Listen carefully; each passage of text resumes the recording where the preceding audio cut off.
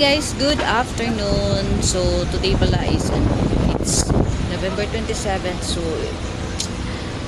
guys, back to reality na ako guys. So I'm boarding now sa barko na sasakyan ko papunta na Cebu City. So dito pala ako sa itaas kasi wala pa namang mga tao. So ito yung accommodation ng economy. Yes, dito sa taas guys. Wala pa siyang tao. Yes. Doon pala sa kabila yung isang barko. Oo, so bali dalawa yung barko na aalis today. And ito yung pinili ko kasi mas malapit siya sa Port of Cebu bukas pagdating niya. So, ito yung guys. Ito yung Port of Iligan. So, ito kasi yung province. So, yun. Wala pa masyadong pasahero. Yun. Yun, oh.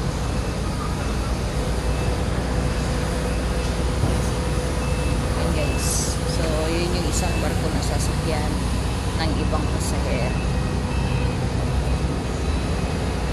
I will miss this city again, but next year I'll be coming back, of course. Yeah.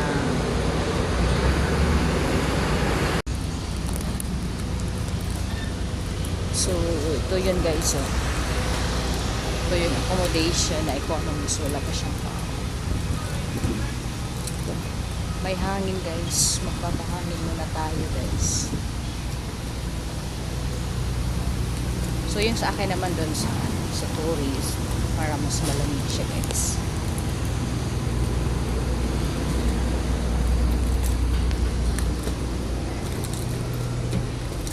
Ito yung accommodation guys.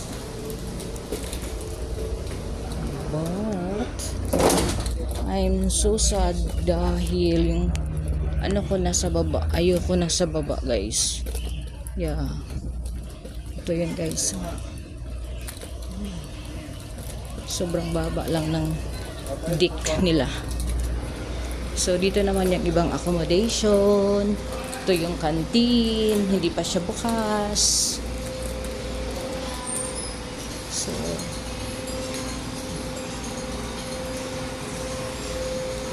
dito tayo guys kasi malamig. Malamig. So yun. Dito muna ako guys.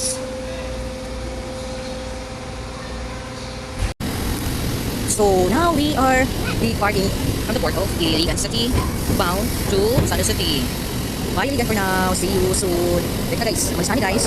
Nauna na kami sa isa guys. Yung isa guys hindi pa siya guys. Pero kami nakalayo na kami sa Iligan. I'll be missing Iligan again. See you soon. So that's it guys. This is how the ship departed from the port. So yan yung niya dito. Ramp. Yun yung ramp niya guys. So doon naman parang under construction pa yung sa gilid. Tsaka may malaking barko din na naka-dock. Anong barko yan? Parang international ship siya guys. Hong Kong. May nakalagay na Hong Kong na kayang kagaling guys. So that's it. We are now departing again Port of Iligan City. Okay, so may malaking barko guys. So yun guys ang sura ng Port of Iligan City. And you could see yung ganda ng barko. Oh, ganun yung niya. Ganun yung itsura niya guys. So, ganun siya guys pag kumandar.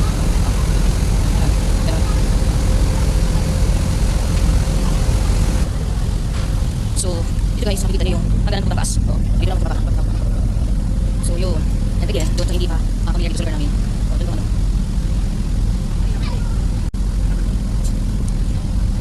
So, guys, makikita mo yung barangay. Ang barangay doon. Sa nulo. Yun, punta doon.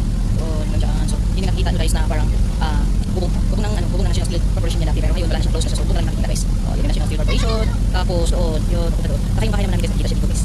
Yun, doon yung bahay namin. So pag madaan doon barko nakikita namin sa bayan sa shore, sa station yun. So hanggang mamaya alas 6 siya magdadak siya sa San City. So haabutan tayo ng sunset sa biyahe na to. So sana walang tawag doon. Walang kakakip sa sunset para makuha natin siya ng jack. Okay, so ito yung takbo. Ito yung takbo ng barko. Yun, nalakas siya guys. Sunset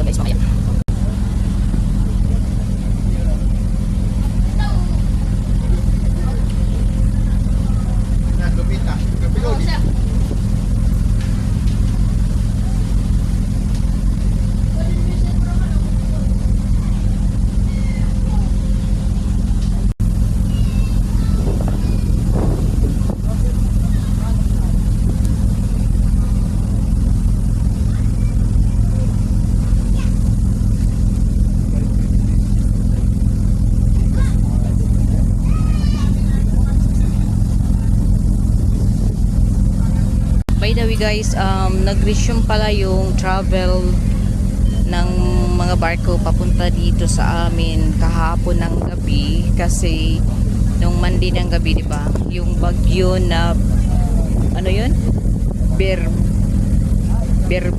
Berbina. Oh, hindi ko ma-memorize yun. Oo. So siya yung nagpapa-cancel ng mga travel last Monday night, kaya yung anak ko hindi siya nakahabol sa akin dito, kaya ako na lang mag-isa umuwi punta ng Cebu. Berbina, oo, si Berbina pala. Pinahamak tayo ni Berbina, kaya walang biyahe noon ng barko from Visayas to Mindanao. Ayun na guys, so malapit na yung papuntang sunset guys. Maabutan natin yan guys mamaya.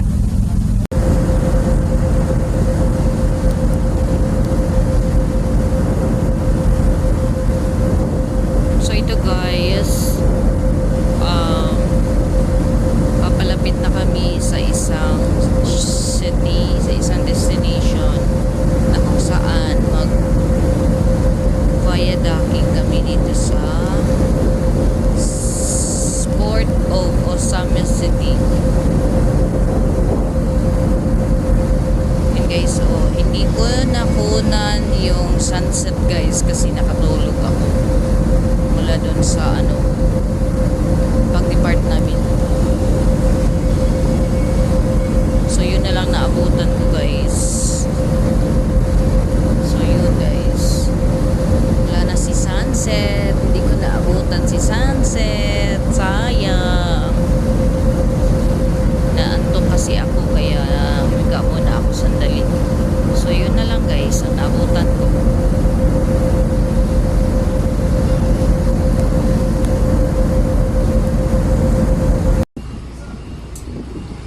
So sa ngayon guys, we just docking from the port of Osama City. So ito yung itsura ng Osama City Port sa gabi. So we are waiting guys sa mga pasahero na sasampa na dito sa taas ng barko. So inuuna pa lang nila yung mga bagahe ng pasahero. So ito pala yung itsura ng guys, economy sa gabi. Ay. So yun guys. Yun guys, naglo-load sila ng cargamento. Oh. Tapos dito naman yung dito dadaan yung mga pasahero. Yan. So I'm not sure kung maraming pasahero ngayon kasi wala pang sumasampa. Sabi nila mamaya daw. Inauna pa lang daw yung mga bagahe. Yun. So dito naman guys, yun yung yung barge na dati daming sumasakay nung wala pa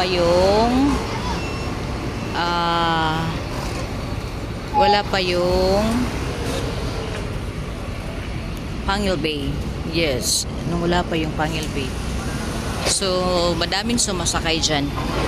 Lahat ng sasakyan galing ng Osama City, Dipolog, lahat dyan sumasakay, kaya nakapila yung mga sasakyan. Pero nung binuksan na yung Pangil Bay, ayun, kukonti na lang yung sumasakay sa barge. Oo. So yun guys, so hindi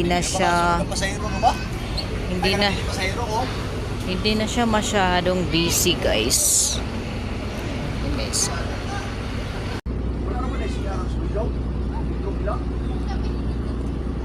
Yun pala guys, so yun yung Pangil Bay. Yun. Yun yung Pangil Bay. Ay, hindi siya masyadong makita.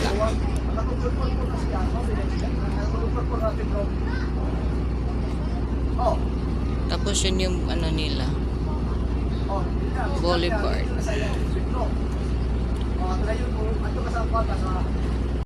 So sa gabi guys, ito yung itsura ng Osamis City. Doon sa kalayuan, hindi na masyadong makita.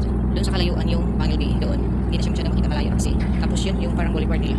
Yun. So doon madaan yung sasakyan papunta ng Bangil Bay. Galing dyan o doon. Ang doon. Yes. So yun naman yung march.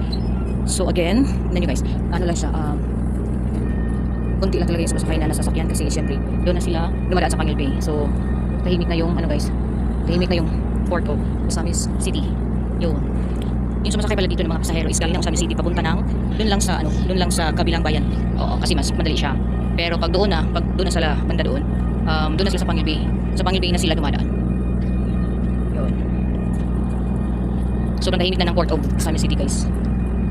Hindi ko alam kung maraming pasahero ngayon. Oo, kasi parang ano kasi siya sobrang tahimik ko. Parang hindi pa yata pinapakyat yung mga pasahero. Hindi ako sure.